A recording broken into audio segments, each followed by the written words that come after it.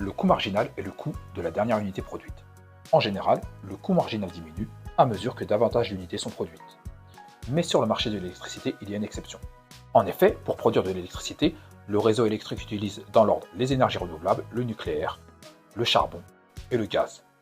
Cet ordre n'est pas pris au hasard, ces différentes sources d'énergie n'ont pas le même coût de production et cet ordre va de la moins coûteuse à la plus coûteuse. Deux autres éléments sont importants pour comprendre la fixation du prix de l'électricité. Tout d'abord, l'électricité n'est pas stockable. En outre, la tarification sur le marché européen se fait au coût marginal.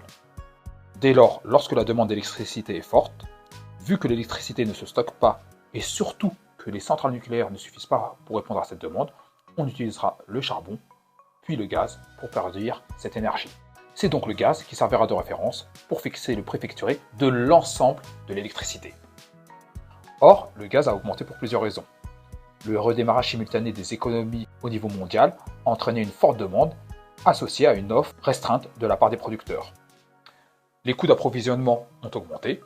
L'achèvement du gazoduc Nord Stream 2, qui sert à acheminer le gaz entre la Russie et l'Allemagne, a été retardé à plusieurs reprises. Toutes ces raisons expliquent l'augmentation du prix de l'électricité en Europe.